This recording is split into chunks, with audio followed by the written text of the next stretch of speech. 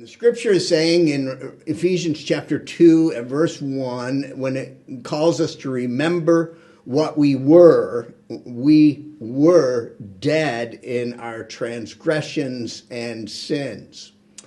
Transgression has to do with going beyond the boundary, stepping over a limit that's been established. As parents, we have heard any number of times in our lives as we tell our children what they should be doing or should not be doing. We'll hear from them, "That's stupid."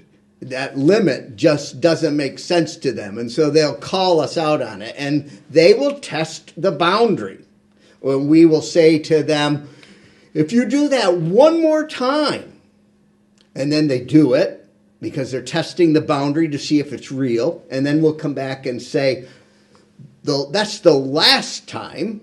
And they do it again to test the boundary to see if it's real. And then we say, "The next time you do it," and they do it the next time to see if it's a real boundary.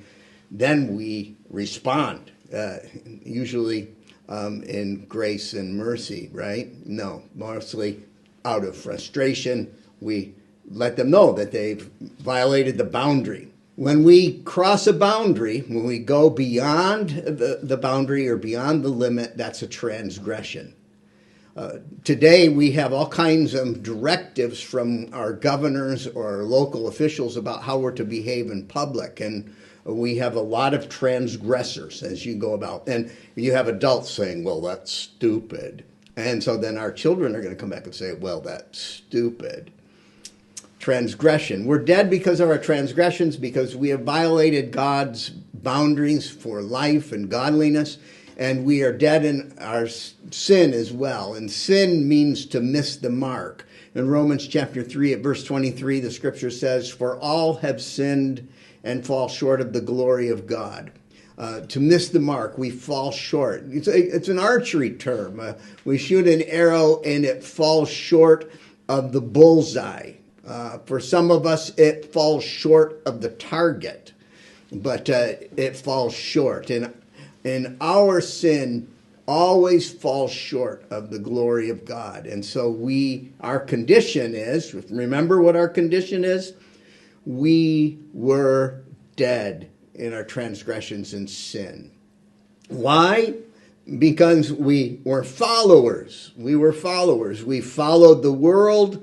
We followed the prince, the ruler of the air, that's Satan, and we followed the flesh. We followed the world. We followed the counsel of our friends. We followed the counsel of our peers. We followed the wisdom of our political culture or our science. We followed men rather than listening to God.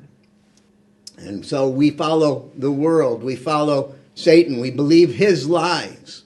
And he was a liar from the beginning, and he is still a liar today. And he would whisper into our ears, "You're okay," in regards to your sin, in regards to your choices.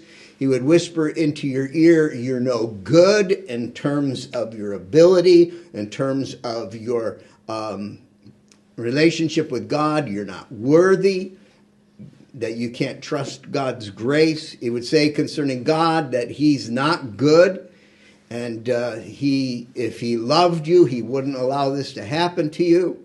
He would whisper any number of lies into our ears today as we live in the context of the coronavirus pandemic.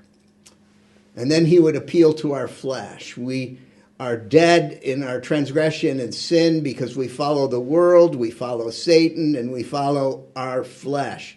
The majority of people, research indicates that the majority of people, when it comes to decision making, it isn't that they're guided by the facts of science. It's not that they're guided by the counsel of their parents or the wisdom of their elders. They make their decisions primarily based on how they feel. They make their decisions based on what's in their own best interest or their own self-interest from their perspective. And so we follow the desires of the flesh, and it gets us into trouble.